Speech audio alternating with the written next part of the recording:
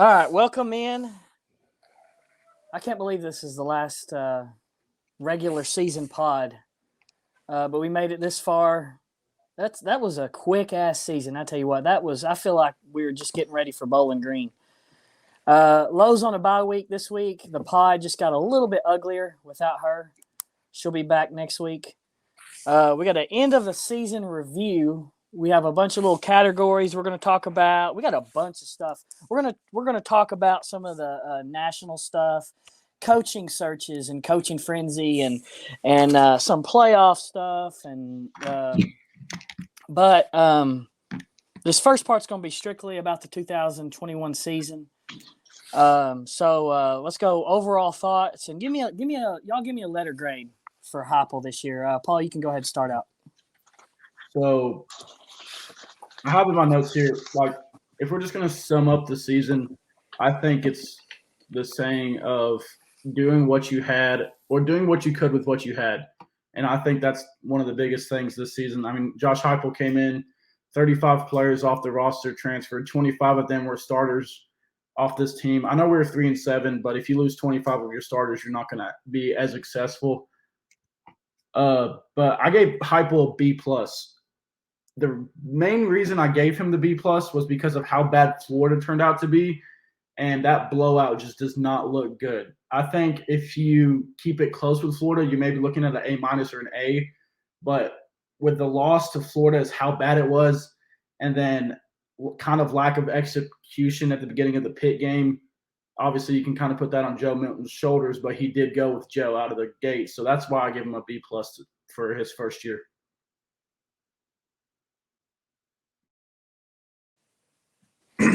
DR, go ahead. Yeah, Paul kind of. I'm actually on par or in line with Paul, honestly, on this. The Florida game pisses me off because I remember saying on the pod a few weeks ago that at the end of the year, every one of our losses should be to a ranked team. And I really thought that Florida was going to pick it back up. So, yeah, I'm going to go B+. You know, it's hard to even give them low. I almost went A-. But the Florida game and then Milton starting over Hooker is what brought it down for me. And honestly, I'd like to see him pull out the Pitt or the Ole Miss game. But it's hard to – and I'm negative. I am very negative. A lot of that's because last season. But it's really hard with everything we had going against us this year to get negative on Heupel. Bandit, what you got? Yeah, I also went B+. I kind of got that as B+ with a curve. Obviously, last year was dog shit. Heupel come in. He did more than Jeremy Pruitt did with half the roster Jeremy Pruitt had.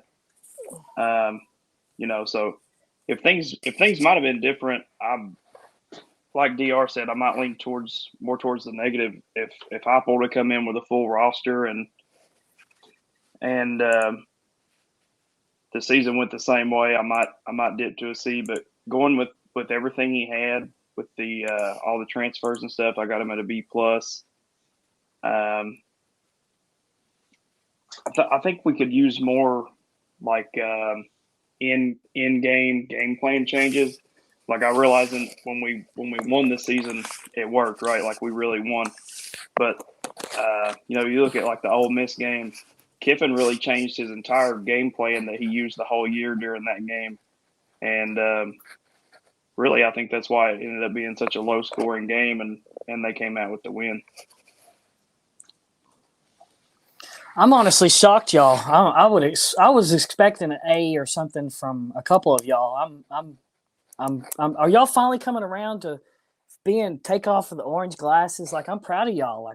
Like I'm shedding a tear. Yeah, I'm in that B- I'm in that B+ A- category. Like I could see giving him an A. What keeps me from that is that he only beat teams that he was supposed to beat, right? And some people say, well, what about Kentucky? Well, I will never. I don't care if they're ranked first and they're killing people by 40. Tennessee should always beat Kentucky, okay? He beat everybody he needed to beat. He lost everybody he should have lost to, right? So I wish he stole one with like a Pitt. I wish he stole one from like a Ole Miss. And as the season went on, that Florida loss looks bad. It honestly does. Another negative that I'm kind of worried about that I'm going to take some score off has nothing to do with really the season, is recruiting. I was hoping him coming in and scoring the points and would really take control of recruiting. And he hasn't had that one marquee recruit yet that just kind of snowball. You know what I'm saying? Like one of Butch's classes, he had like Hurd and Barnett and like everything come together. And we got like Todd Kelly and all them. Heupel has yet to have that, and I'm a little worried about that going forward. But I was hoping some of the the cool uniforms and some of the stuff that he does that I call gimmicks, But I thought that would maybe bring some type of one or two in that. So I'm going to take some points off that. So he beat everybody. And when was the last time, honestly, that we had a coach that beat everybody he was supposed to be, especially in year one? Like, look, go back and Dooley, Butch, and Pruitt. Their years one did not overachieve. You can make a legitimate case. I sit here and say that he beat everybody that he was supposed to beat and then say overachieve. Well, I mean, you can kind of make those arguments yourself. But, yeah, going to go with about a B-. Okay, so we can move on to the next thing. Before we get to the superlatives and all this about the offensive MVP and stuff, so I wanted to talk about like our standings. I wanted to bring this at some time. So I went back and listened to all our pods, and I came up with like our picks, and I wanted to shout these out real quick. So not all of us was on every single pod episode. So I think me and Paul was the only ones that was on every episode. So the way I did it was, let's say somebody missed a game that was like a Tennessee Tech type. I just gave y'all the win. Okay. So if it was like UT Chattanooga, I gave y'all the win because y'all would have picked them to win, right? So now DR and his picks came in first. I did it since we had different numbers, I did it by percentage. So DR, you came in first, but there's a little asterisk. I don't think you picked Pitt that week. I think you were out that week. Was he even on the pod for the I don't game? think so. I don't think I was. Yeah. Okay. So what I did, so you went 10-0, but didn't include the Pitt thing. So I came in second at 10-1. I picked I think I picked Pitt.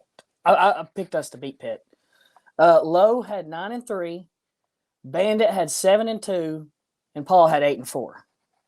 So that's what our standings. I'm actually surprised. I went back and heard this. 8-4 is good. I thought it was going to be like 5-12. Well, I actually can't believe you picked Bama against us. Like I thought you would pick. Now you picked Georgia, and I think you picked. Now Bandit had Florida beating us, but he had Ole Miss. We had us beating Ole Miss. Wait. I have way more losses than that because I picked us to beat Florida. L. I picked us to beat Ole Miss. L. I picked us to beat Georgia. L. I picked us to beat. Who was our other loss? Pitt. Yeah, I beat. Yeah, that's 5. Yeah, I think that's 4. That's 4. Pitt, Yeah. Florida, Ole Miss, Georgia. Oh shit! That's 4. Cool. So DR won the DR based off percentages.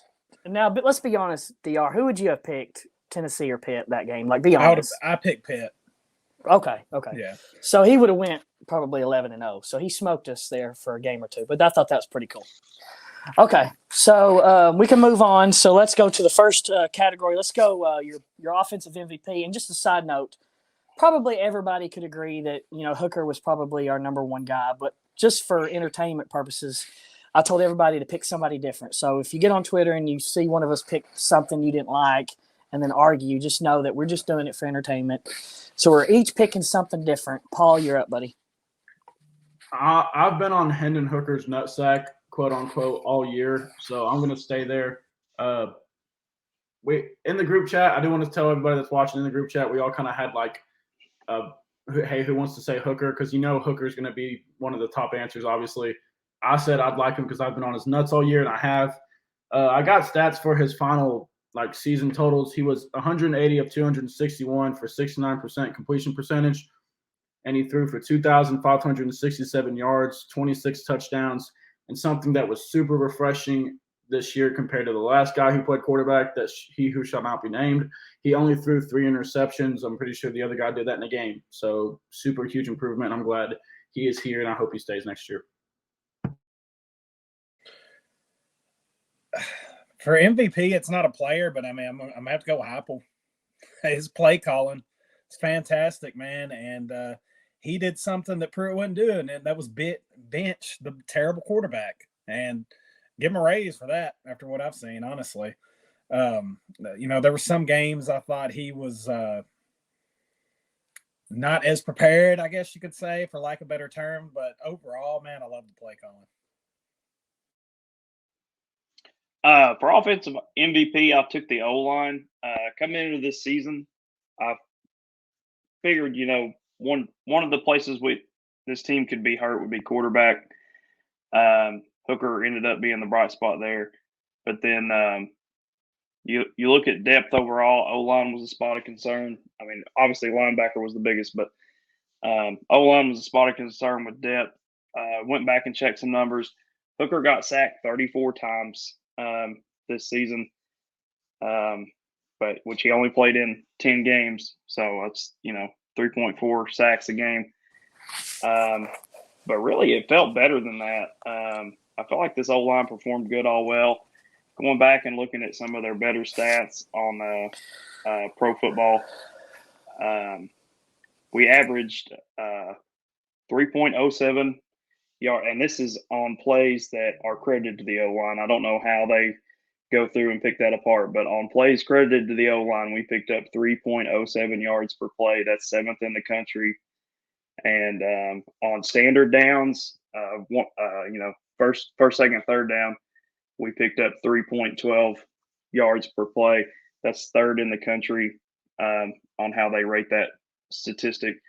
And then another cool stat they do is stuff rate. So rushing yards or rushing plays stopped at the line was 13%.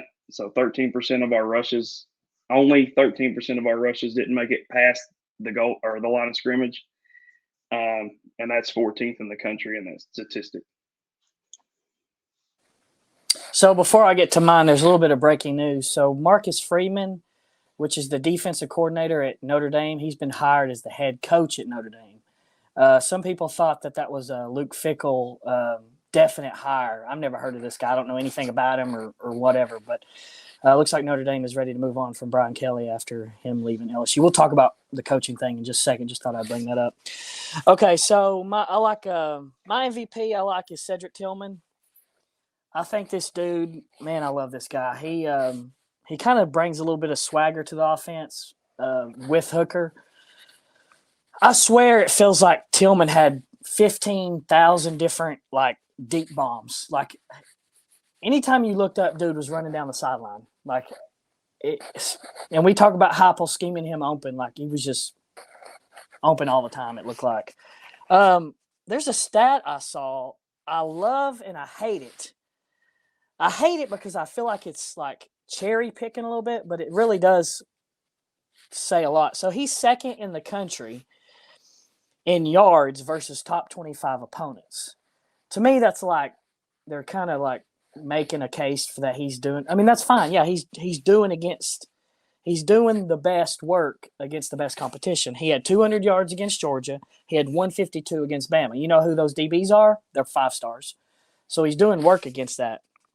So what's crazy is like last year, 2 receptions for 61 yards. Why wasn't this guy on the field last year? And I just don't understand what Pruitt and Chaney was doing last year. But I can't wait to see this guy. I guess he's coming back next year, right? He's a redshirt junior.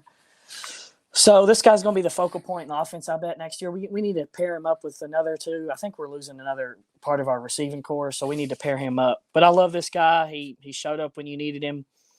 Was he the guy that the ball came off his hands at the end of the Ole Miss game when Milton – if he was like – someone made a good point about this, that he was exhausted after that game and like he just didn't have any get up. But if he grew up an extra inch or two, he might have snagged that. And against Ole Miss, that would have been. I'd probably tackle my brother in the stands down the steps. But I love that guy. We can turn our thoughts to defense now. Paul, what you got? Did DR say his offensive? Oh yeah, Heupel. My bad. I was thinking, okay. We're on defense. Not my fault. I'm gonna go with Alontae Taylor.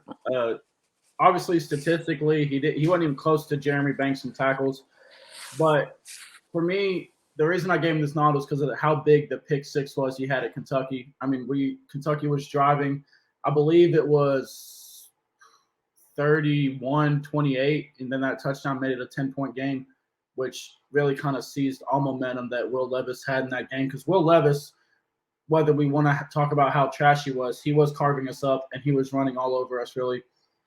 We could not stop Wandale Robertson worth of shit up until that point, and Alontae Taylor being able to make that play, and then basically calling Will Levis a dumbass after making that pick six was awesome. So statistically, he finished with 60 total tackles, 2 interceptions, 1 for a touchdown. Really should have been 2. His Tennessee Tech touchdown, he was like this close to stepping out. So, that's my MVP on defense for this year.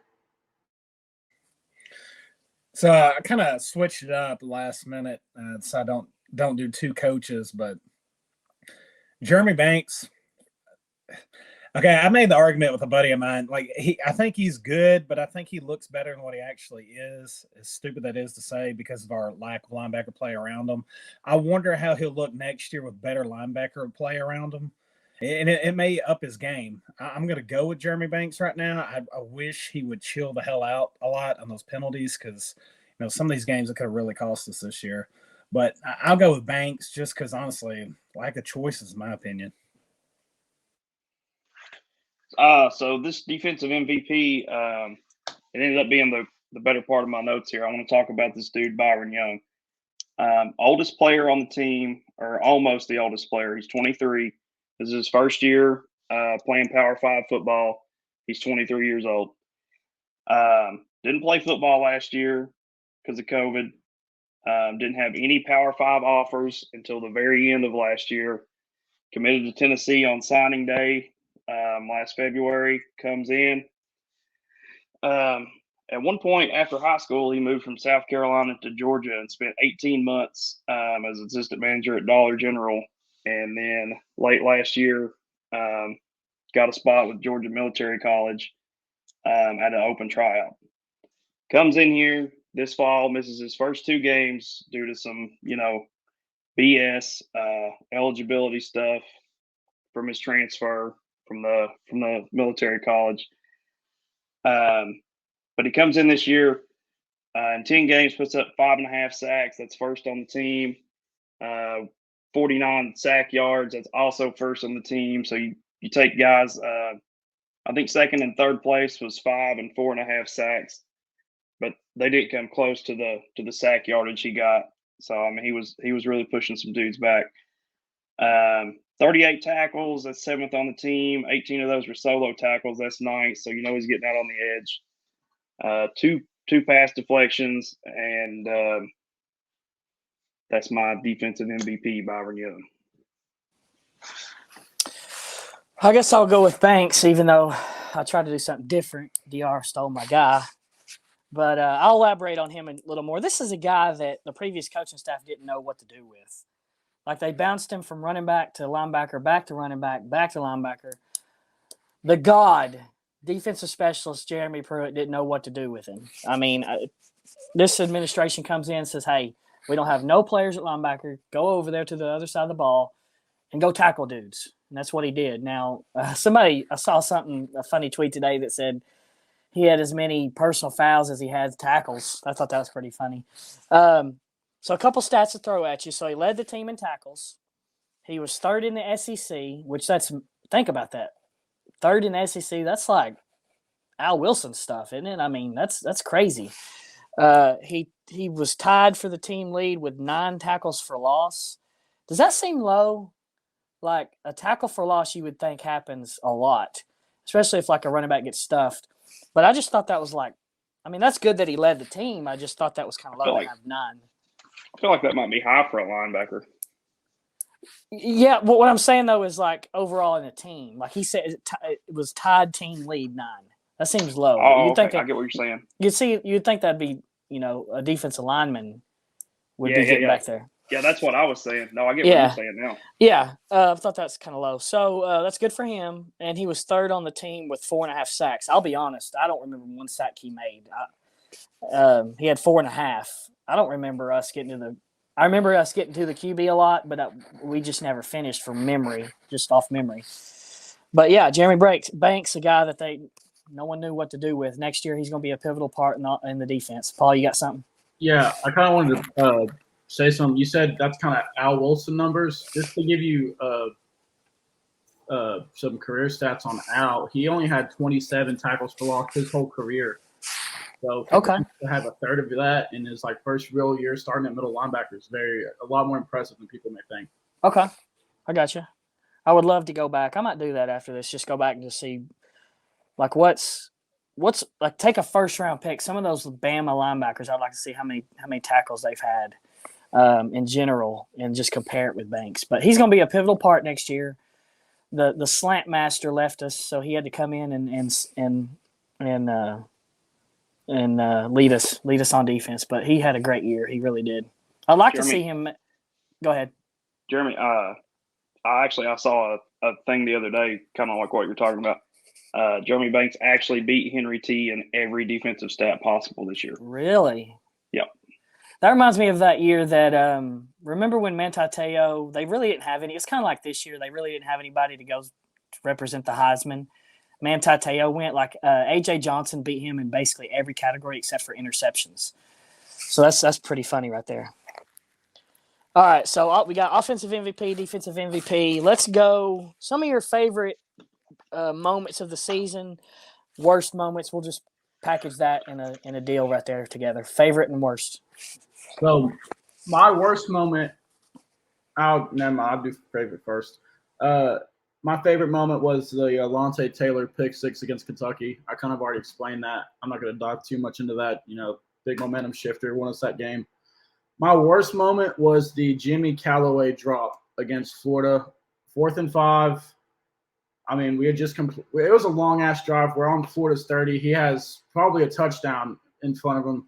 We're only down 24-14 at that point. If he catches that, he probably walks in the end zone. And then it's 24-17, and we don't lose. It's 24-21. We're only down by 10.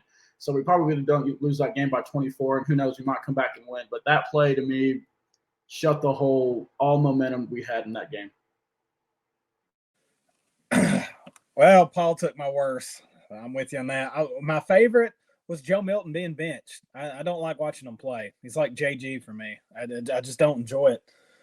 He's more fun to watch than JG, but that turned the whole season around, him being benched. Maybe he can come back next year or whatever he wants to do and improve. But, worst moment is both Callaway drops, because there was another one that it was like a 3rd down, I believe, and he dropped that. And that, again, you don't know what's going to happen. We got a mental block against Florida, but God, hold on to the damn ball. And you don't know what happens that game. Florida sucked. They sucked, and he couldn't hold on to the damn ball. I'm getting pissed off thinking about it. There's certain plays in my Tennessee career, and this is why I'd stay negative, that I will not let go. The 2018 game, Austin Pope, when he fumbled it in the end zone I was sitting in, that pissed me off. Daniel Lincoln against Alabama in 2009. He couldn't kick it above the fence post that game. JG against Bama in 2019. JG against Kentucky. Just any time JG plays. But, man, hold on to the damn ball. And you don't know what happens that game. You may be looking at a totally different freaking season. I'm telling you, that right there just gets me worked up. And you never saw him again the rest of the year, thankfully. All right. For my favorite moment, I've got the fact that we led every game at some point. I went back and looked. That's the first time we've done that since 2015. Obviously, you look at the 8 wins, you can quickly see when we led. But the 5 losses, Pittsburgh, end of the first quarter, it was 10-0. And pretty much I went through our 5 losses, and I tried to break it up between when I felt the best about the lead, and then on the opposite side of that, when it was kind of like clear that okay, we're not going to win this. So end of the first against Pitt was 10-0. We throw an interception with 4 minutes and 52 seconds in the fourth quarter. Pittsburgh pretty much knees it out. Maybe there was a chance if we would have stopped them on one first down, we could have got the ball back with trash time left. But so Pittsburgh was the game until 4 minutes left. Florida, we're up 14-10 the second quarter. And then towards the end of the game, it was 2 minutes left in the third. They go up 31-14. It was kind of clear it was over at that point. Ole Miss 9-7 in the first. Neyland's rocking. And then you got Milton running out of bounds with 3 zeros on the clock, 31-26. Not going to win that one. Bama up 14-7 into the first. And really, this is the latest I can remember us hanging around with Bama for a long time. I didn't really call that one over myself until 12 minutes left in the fourth quarter when Bama went up 38-24. Very next possession, we throw an interception.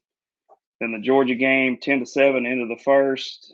Then they go up 24-10 with 30 seconds left in the first half. So favorite moments, the fact that pretty much every game, it was a game. I feel like about 9 out of 12. No, I guess it would be 7 out of 10 games last year. I didn't even watch past halftime. There was no point.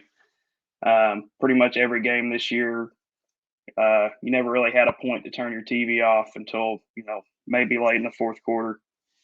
And I guess you could look at those and see a best and a worst moment in each of them, those 5 losses. But for the top worst moment, I've got Hooker going out late in the fourth quarter against Ole Miss and Joe Milton running it out with triple zeros.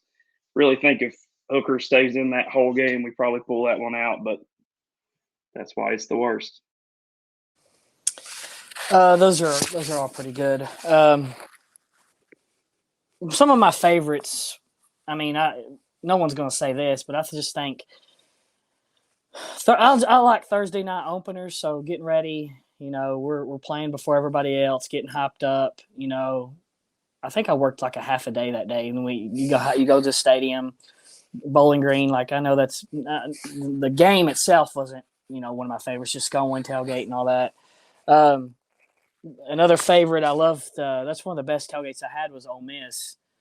It was a night game. We had all day. DR came in. A bunch of people came in. Like everybody was there.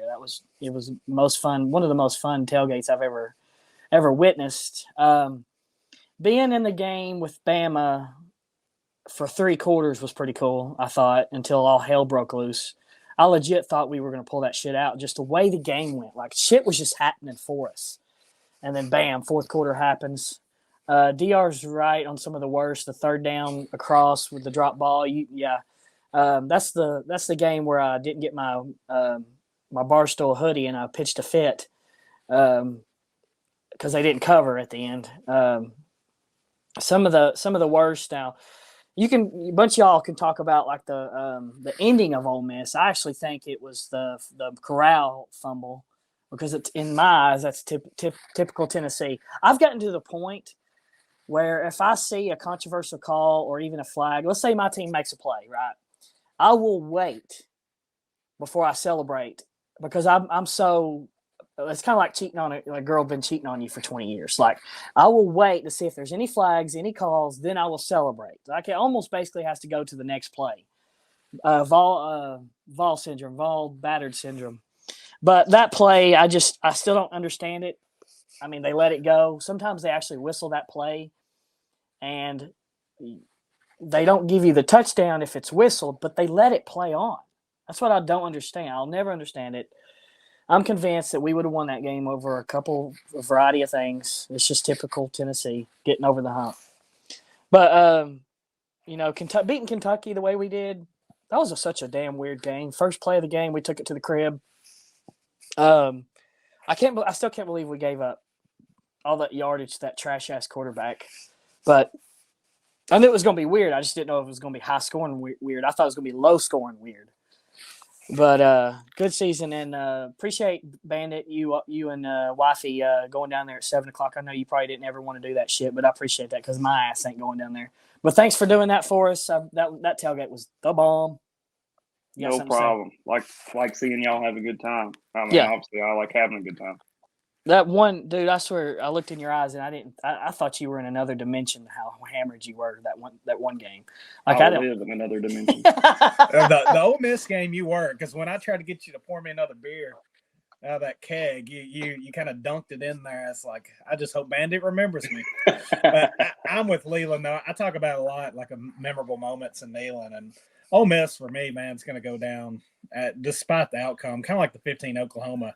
I had such a blast getting to meet and hang out with y'all. Like, to me, I don't know, not to get all sentimental and crap, but when you get older, man, it's stuff like that, and I really enjoy getting to come down, meet new people, and your internet friends. But that was such a damn blast. That was the highlight of my season. We ain't done yet. Imagine hanging out with people from Twitter. Imagine how weird and cucky that would be.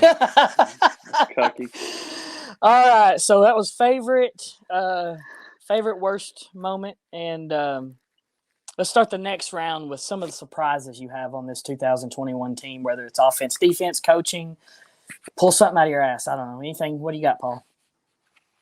My surprise moment was, for one, we actually finally beat a ranked team on the road and didn't look like we didn't deserve to be in the game. I know it was Kentucky, but I feel like, a game that comes to mind for me was 2012 Mississippi State. We go there. They're really not that much better than us. We have a much better offense, and they beat us by like 17.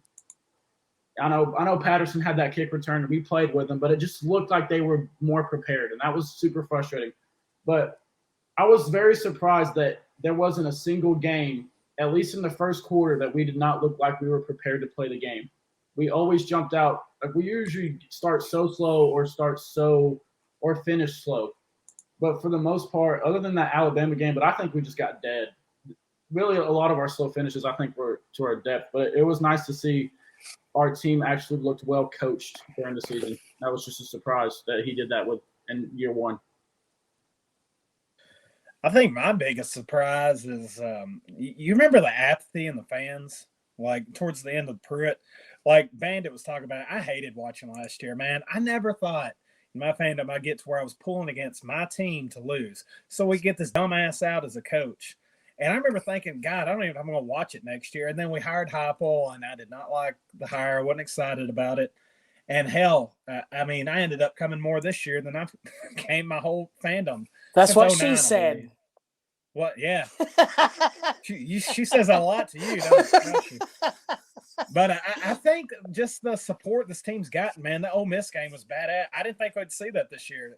Packed stadium, and I don't know. Him reinstilling my fandom is the biggest surprise for me.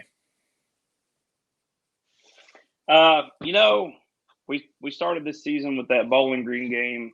We put up 38 points. We won. It was kind of bland. And then we got to the Pitt game. We, scored some points there. Ended up losing it at the end. Then you got the Tennessee Tech game, put up 56 points. Really felt like we had an offense. Go down to Florida, take a tough loss. We only put up 14 points. At that point, I was feeling kind of low. I was like, all right, this is showing our true colors. All these transfers are hurting us. My surprise moment is going to Missouri and putting up 62 points. That was really the moment for me. I was like, okay, this guy might have something here. We might be on a roll. That's my surprise moment. That 60 burger against Missouri. Me, Lowe, and Paul watched it down there at Fieldhouse Social in Knoxville, and I was shocked. I couldn't believe it. That was I guess it was probably almost a year and a half. That was the happiest I've been during a UT game. So that's my surprise moment. I want to take y'all's mind back to like fall camp and some of the question marks coming out about this team. Let's see, what was it? It was no QB. It was no depth on defense. It was question marks along the line. It was the dead horse beaten 30 transfers. Like, backs were against the wall. And I know, we didn't, we won what we were supposed to do, like I mentioned earlier. But, like, I just can't believe after what we've been through the last couple of years on offense that all we had to do was hire somebody that could scheme these guys open like they were. And when it started happening like the Pitt game, like let's take Bowling Green out of it. It was Bowling Green, whatever. They were the worst FCS team last year and all that. But like when I started seeing it in the Pitt game and like Pitt, Florida, like these guys are just butt naked down the sideline. Like I just can't believe that after what we went through last year with 3 and outs and JG and throwing it into the flat on 3rd and 10, like he almost like waved a magic wand and these guys were just wide open and we had a QB that could hit these guys. Like I just couldn't believe it. And if you don't believe that that coaching matters, go back and watch the highlight film of the 2020 Tennessee Volunteers and turn around and put the other 2021 Tennessee Volunteers because it's a completely different team. If you take off their uniforms and just put random pink and purple, 2 different teams. And most of I know you replaced your QB and all that, but I mean, you can make a case there was more talent last year on the team with Eric Gray and Tyson Chandler and the receivers and all that. But I can't believe. And then I'm going to touch a little bit on the defense. Now, I looked up the end of the year defensive rankings, and they slid bad. I think they finished 8th or 81st in 84th in total defense, but they were mid-40s. I think that's probably a sign of not having depth at the defensive positions.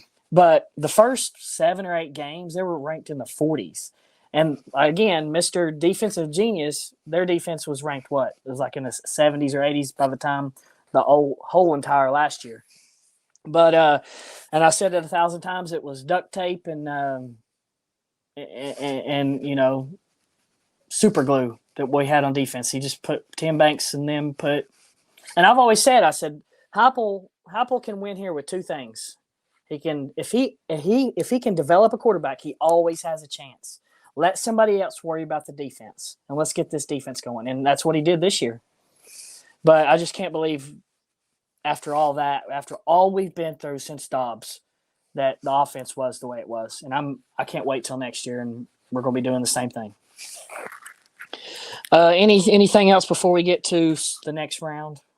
To this point, okay.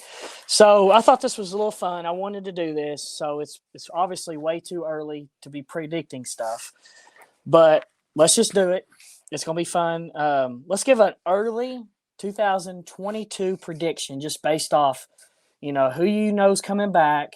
We obviously don't know any freshmen or recruits or anything like that, and then we do know the schedule for next year. So let's do a quick early 2022 prediction. I'm gonna go with 9-3. Bama and Georgia are gonna kick our ass, and we're gonna either lose to Florida because they're Florida, or we're gonna lose to LSU because we're Tennessee, and that's my prediction. Yeah, I'm gonna go 8-4, losses to the usual 3 in LSU. I've got us 9-3. Really look forward to that revenge game against Pitt. Definitely making that trip. I've got us 9-3, losses to Bama and Georgia. I've got Florida and LSU as toss-ups. I think we win one of those, lose the other. There's no way they both made good enough hires to both beat us in the first year. Either Billy's going to fail his first test or Brian Kelly's going to cuck walk. This schedule really sets up nice if you just break it down.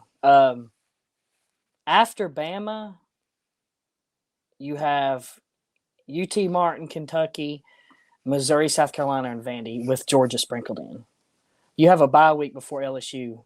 Yeah. A little side note. I know me and DR's talking about this, but let's do like a one big – like we don't all have to go together and all that, but let's at least get tickets together for LSU Bandit.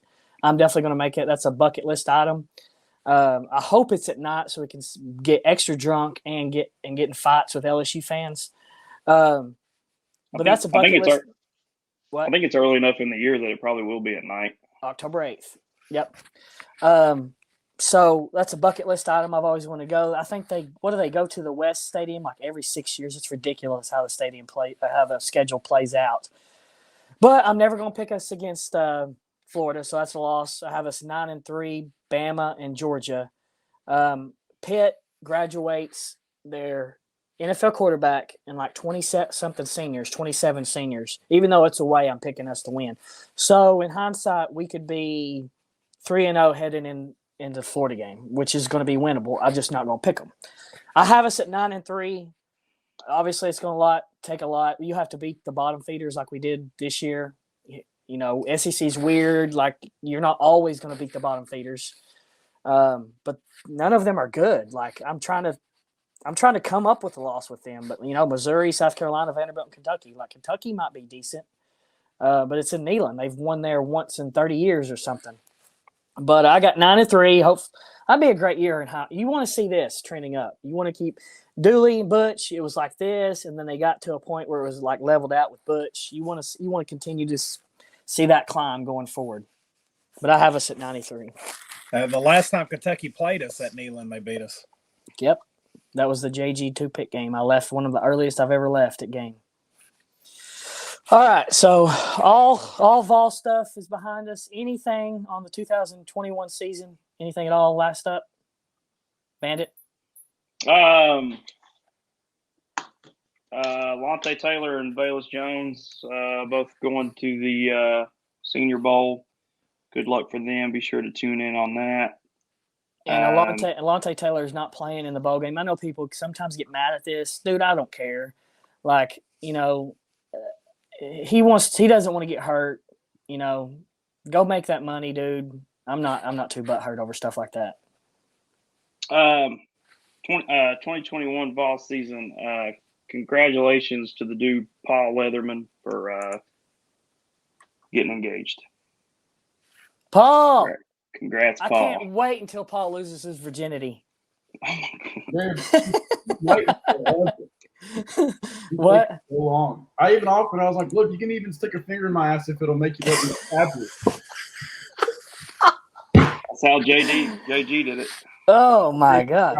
Playing time, so whatever works. Okay, so all Vol stuff behind us. We're still going to do a basketball pod, I would assume. We're going to touch some stuff going forward on bowls. We're going to do a football bowl pod coming up. We're going to touch on some stuff on the national stuff, playoff and all that. Okay, so what are y'all thoughts on the coaching carousel? What are y'all thoughts on Lincoln Riley, Brian Kelly? Do you think they did them wrong? I'm going to throw this at you. This kind of goes with our question last week with Mullen. What did you think about Brian Kelly's speech to his team that was 4 minutes? He had him come up there at 7:00. It was timed under 5 minutes. Then he got on the plane and left and went down to Baton Rouge. So just touch on all that just a little bit. So Paul, go ahead. So in my notes, I have 3 statements, and I'm really not even going to break them down. Lincoln Kiffin, Oklahoma. Kelly made a good decision. LSU did not. And Napier is a terrible hire, almost Butch Jones-esque.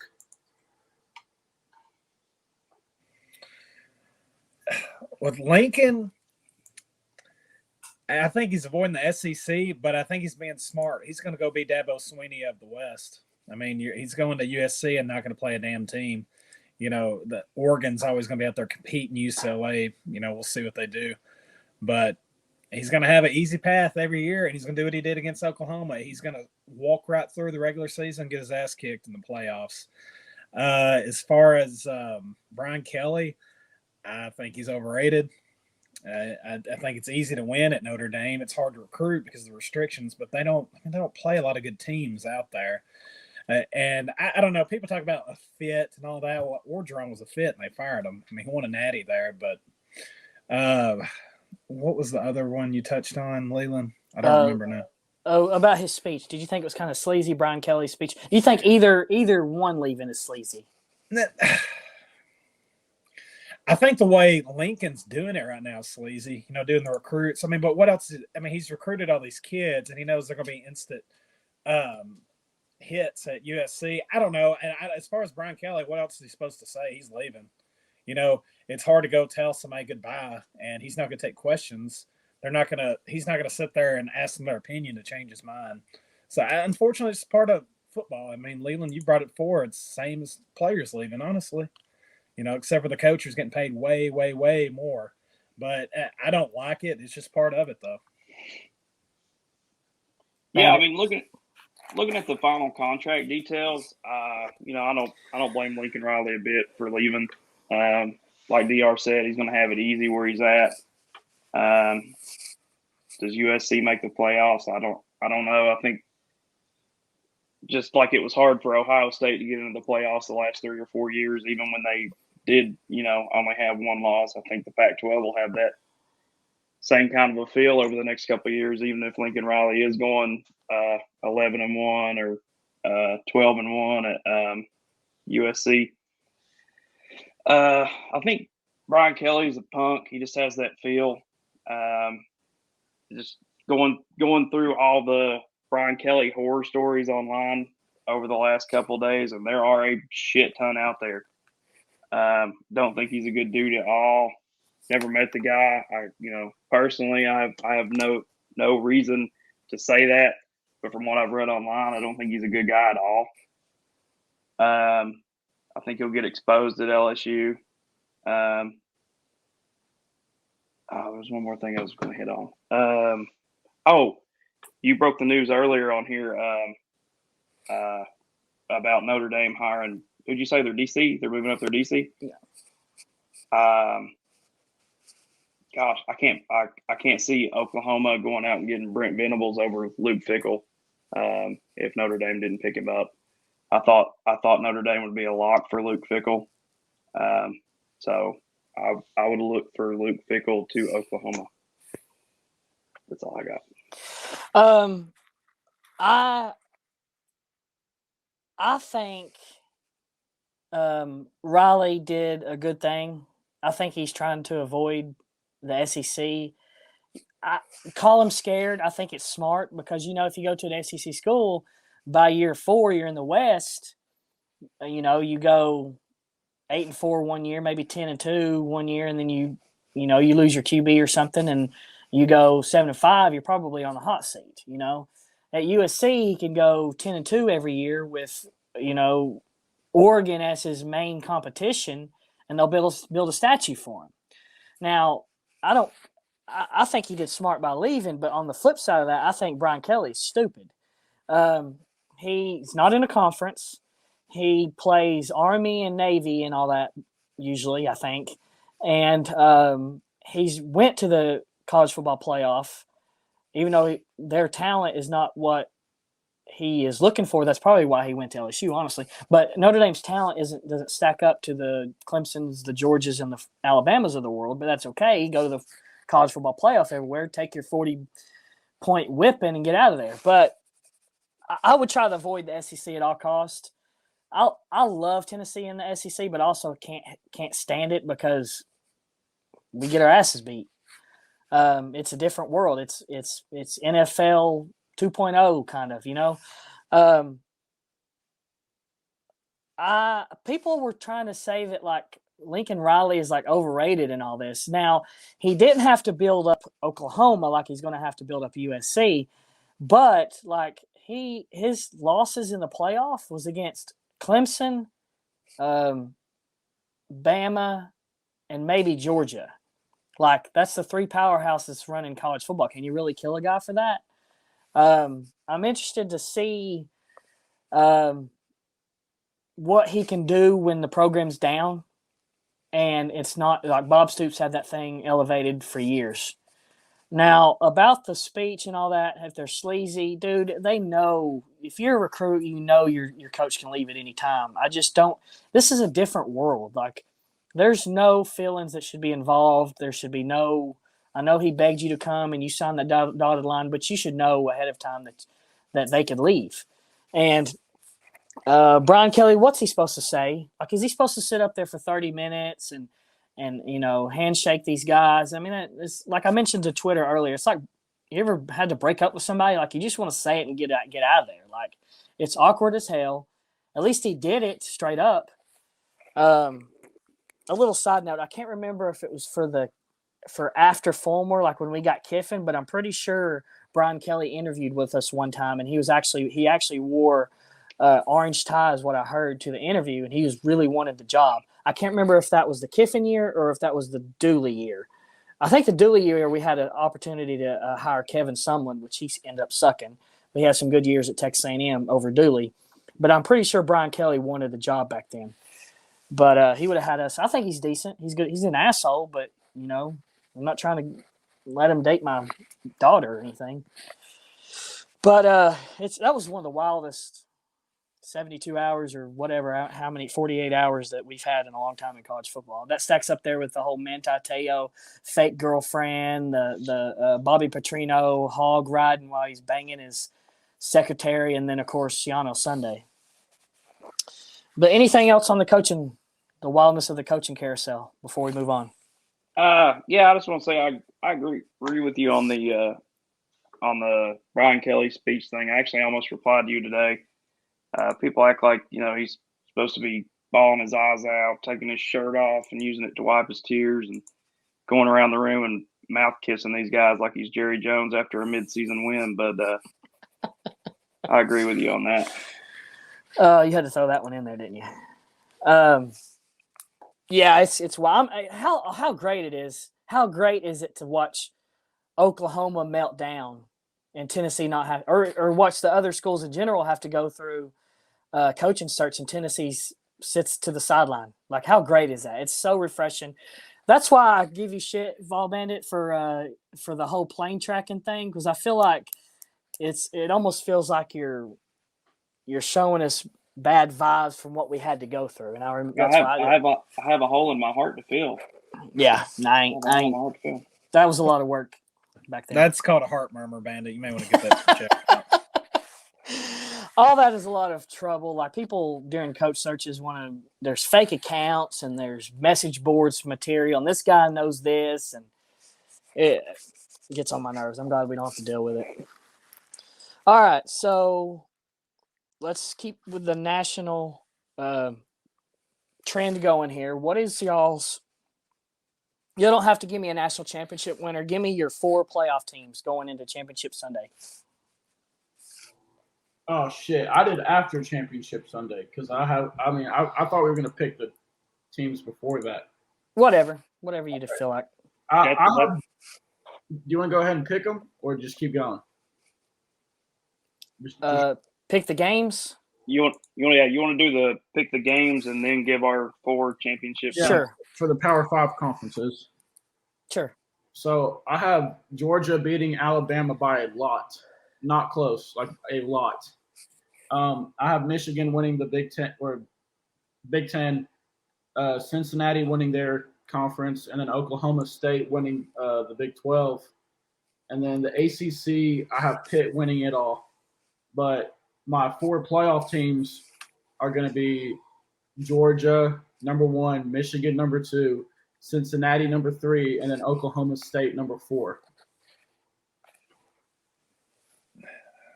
As far as the conference championships, mine's the same as Paul. I will say this on my playoff teams, because I think Georgia's going to win it all. Now you got Georgia, Michigan, Cincinnati. Here's where I differ a little bit. Oklahoma State gets beat. I think they still let Bama in just because it's freaking Bama. I have no faith that they're going to pick the right ones. But if Oklahoma State wins, I think they let them in. I've got Utah beating Oregon. I've got OK State beating Baylor. Let's see, we said Power 5. I've got Georgia beating Bama, Cincinnati winning, Michigan winning, a close one. I think that Michigan-Iowa game closest to an upset we might see. And, well, I said that, but I've got Wake Forest beating Pitt, and I think that would be a betting upset. But I've got my 4 teams. Number 1, Georgia. Number 2, Michigan. Number 3, Oklahoma State. And number 4, Cincinnati. So I did my playoff teams for this week, so I'll go ahead and say those. So Georgia, Bama, Oklahoma State, and Michigan. Now, the reason I know some people will be like, why don't you have Cincinnati? I'm all for putting teams that are undefeated in the college football playoff because if you have a shitty schedule, you can't help who you play necessarily. But the thing about it is, now I'm going to sound a little hypocritical.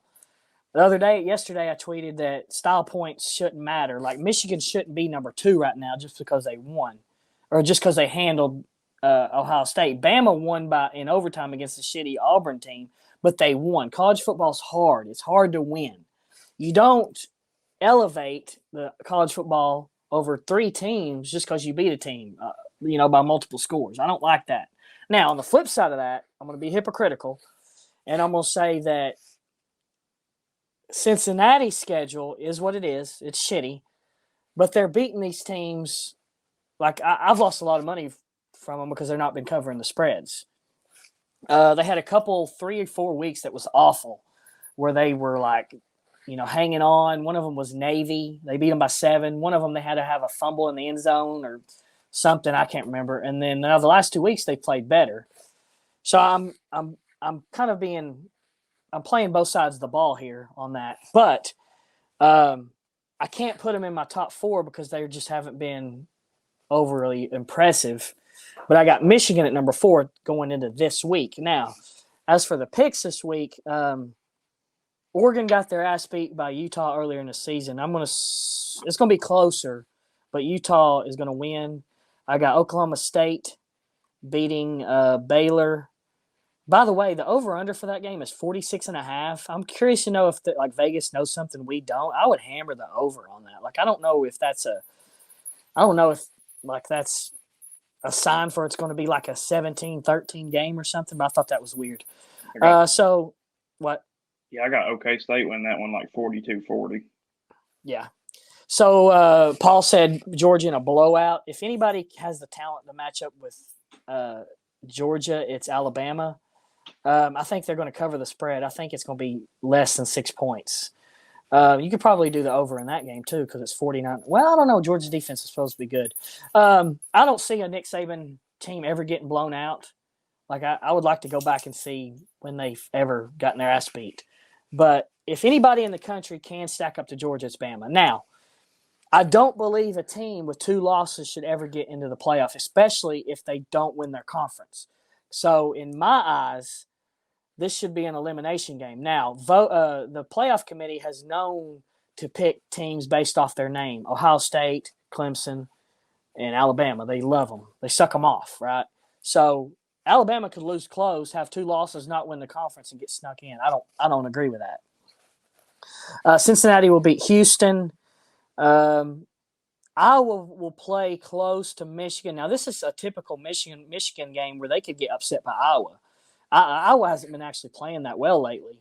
But the high of Ohio State's like Tennessee, like the high of Ohio State game, getting the monkey off your back, and then shit the bed against Iowa. That'd be so. But I'm picking Michigan, and then Pittsburgh will take the ACC. But after that, it'll be let's say Bama does lose. I would go Georgia, Oklahoma State, Michigan, and Cincinnati. Now, the reason why I have Michigan over Oklahoma State, top 25 wins. Oklahoma State has 4, Michigan has 1, Cincinnati has 1. So Oklahoma State did really well with beating the teams that they were, ranked. But that's my spiel on the. Anything else on the championship Sunday? This is a good weekend. I hate that the regular season's over, but this is always a fun weekend because you usually get some pretty good games.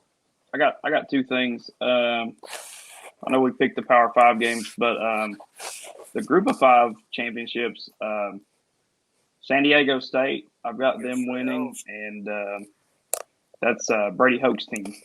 Brady Hoke's coaching them. They're doing really good. App State, I've got them winning the Sun Belt, and Dale Jones, that played for Tennessee back in the 80s. He's from Cleveland, Tennessee. He has been their defensive coordinator for 30-something years now. So got them winning. Bandit, do you see any gambling things that you like? Any bets that you like based off spreads and over-unders? Let's see that.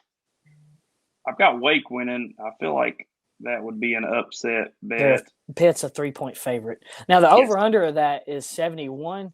It goes back to my all-time argument with that high over-unders is that those type of games will have to be so perfect where they would have to score in every drive. Now, both teams have been shown to score 40 and 45, and neither team has defense. Odds are I would go, if you want to put like $5 on the under, I would. I probably will. Don't break the bank on it, but just too much has to happen for a game to equal 70-plus points, in my opinion. I could be wrong, but whatever. DR? Leland, you're talking about Alabama getting blown out. They actually did in 2019 by Clemson 44-16 in the playoffs. They did? Yeah, I remember that game. That was in the championship game. Give me some stats on that. Who was Trevor Lawrence, I guess? Let me pull it up. Tua threw 2 pick sixes, and that was the game Justin Ross became like a Clemson legend. Okay. It's rare. I'll tell you that much. I would put money on Wake Forest in the under for sure. Wake Forest. Okay, +3. Okay. Anything else nationally before we get to our Heisman picks? All right, let's do Heisman picks and get the heck out of here. I'm going to go with Kenny Pickett, really just because lack of choices. I've wanted to go Kenneth Walker so bad, but I just don't see it happening. Pickett's the most realistic choice in my opinion. I'm going to be honest with y'all. I don't have an opinion on this because I don't think this year there's just not a clear cut. Like Alabama's quarterback's in it because he's Alabama's quarterback. I don't really care. I guess I'll say Pickett just so I can say that, one of our losses was to the Heisman winner. But let's be honest, this award doesn't mean a damn thing anymore. Yeah, I'm with DR there. I hate seeing these Alabama quarterbacks win it every year because it's nothing they're doing. It's the system. Dak Prescott could probably win a Heisman at Alabama right now, and he sucks ass. That was a joke. But no, really. Yeah, I don't like Bryce Young will probably win it. I don't like it. If you want to talk about actual real quarterback talent, I like that Ohio State quarterback C.J. Stroud. Matt Corral, he has good talent, but I feel the same way, kind of like with the Alabama quarterbacks. I feel like if he wasn't with Kiffin, he doesn't do what he does. Kenny Pickett is another guy. I think he has actual quarterback talent, but I don't think he's as good as the C.J. Stroud kid. So with all that being said, I picked Kenneth Walker the third. I'm really glad Paul didn't, because I thought he was about to. I'd like to see a running back get this award sometime before I die. I like running backs. That's all I got. So as I was doing some research for this topic, I saw this guy from Western Kentucky on the stat list. Dude, apparently this dude is balled out. Like, he may be an NFL draft up-and-comer, like one of those guys you hear from a small school. So he's from Western Kentucky. He has blown away everybody in yards. I think he got close to 5,000, if not 5,000. I have to check again. Over, okay. So he's first in yards, first in touchdowns at 52. By the way, the second-place touchdown thrower is Pickett and Bryce Young at 40. So he beat them by 12 touchdowns, and he has a 70% completion percentage. Now, he's not going to be my Heisman guy because of the name Western Kentucky, but I could see him. I would personally let him make the trip, and people will say, "Oh, he's Western Kentucky. He doesn't deserve." There's nobody else. Okay. Now Pickett is fifth in yards, second in touchdowns. Young is sixth in yards, tied for second in touchdowns, and then Walker, he's second in rushing, and he's fifth in touchdowns.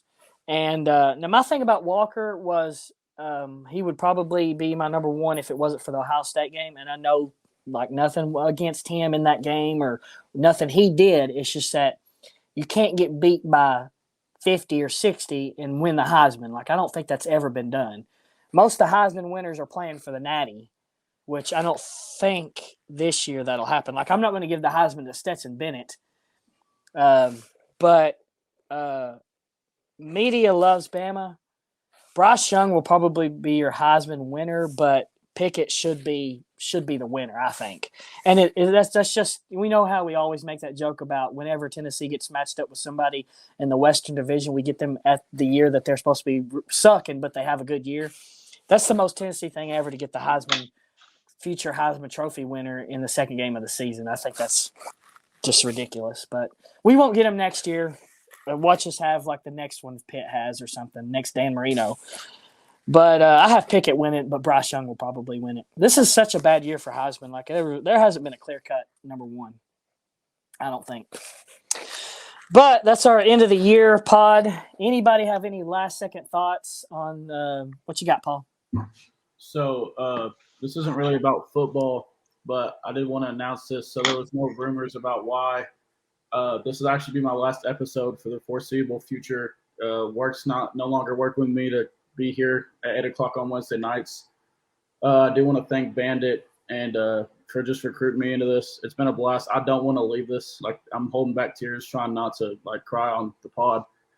And Leland, DR, and Lowe, you guys have become like a second family to me. I always look forward to seeing you guys at tailgates, and I've loved everything that we've done so far this season. It's just like planning a wedding, trying to get into my adult life. I'm only 21. I have to work as much as I can, especially while going to school. So this is going to be my last episode for the foreseeable future. So I just wanted to say that.